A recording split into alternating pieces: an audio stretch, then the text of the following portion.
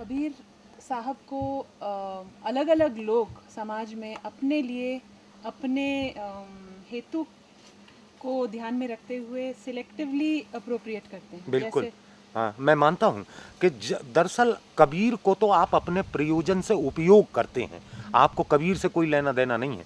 क्रांतिकारियों को कबीर के किसी हिस्से से प्रयोजन है, हाँ, जिसमें वे पंडित को की निंदा कर रहे हैं, जिसमें वे मुल्ला की आलोचना कर रहे हैं, हाँ, तो दरअसल उनका प्रयोजन सदता है इससे, अपनी विचारधारा के पक्ष में, अपने आंदोलन के पक्ष में। कबीर की वाणी के इस सत्य से उनका प्रयोजन सत्ता है। कबीर किसी की आलोचना इसके लिए नहीं करते। उनका आग्रह तो कुल इतना है कि धर्म अगर है तो वो अपने भीतर है। मनुष्य के बाहर धर्मों का जो कुछ भी रूप फैला हुआ है अविश्वसनीय है, अप्रामाणिक है और भटकाने वाला है।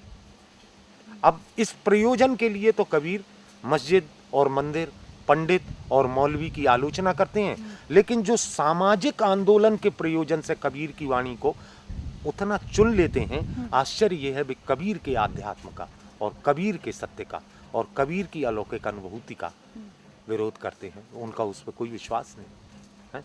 ये एक अजीब विडंबना है।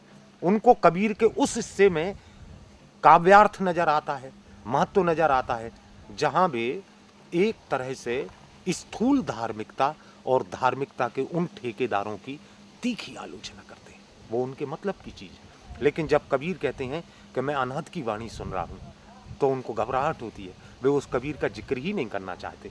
मैं तो आपसे बात कर रहा हूं कबीर की समग्रता की, जिसमें कबीर की सामाजिक आलोचना भी होगी और कबीर का अध्यात्म भी होगा। और कबीर की सामाजिक आलोचना और आध्यात्म दो पहलू हैं, एक ही वो एक ही जुड़े है। हुए हैं। वे अलग हो नहीं सकते, क्योंकि जो भी सच्चे धर्म में जाएगा दरअसल उसको ऐसे लोगों की आलोचना करनी ही पड़ेगी जो किसी अनुभव के बिना कुल मिला के धर्म को दुकान की तरह बरत रहे हैं। वे देवता का इस्तेमाल करते हैं, वे धर्म ग्रंथ का इस्तेमाल करते हैं, वे मंत्र का इस्तेमाल करते हैं, वे पूजा का इस्तेमाल करते हैं, वे अनुष्ठान का इस्तेमाल करते हैं, वे मिथक बना देते हैं एक दिन धर्म को, और धर्म को सत्य से वंचित कर देते हैं।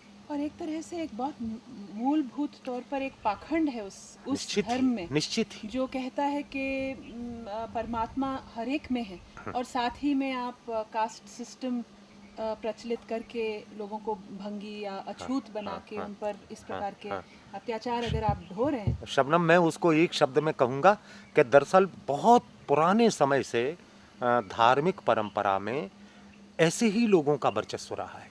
दरअसल धर्म जिनकी जीविका थी, जिनकी प्यास नहीं थी, जिनकी खोज नहीं थी, हाँ, जिनका रोजगार था, हाँ, तो कबीर जैसे मनुष्य सदियों सदियों में एक आध जब पैदा होते हैं तो उनको इनसे टकराना ही पड़ता है।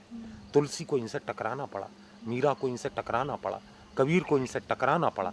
तो ये कैसे संभव है कि शुद्ध आध्यात्मिक अनुभव में होके ऐसे लोगों की आलोचना के लिए एक सामाजिक कविता संभव ना हो? वो होगी ही, है ना।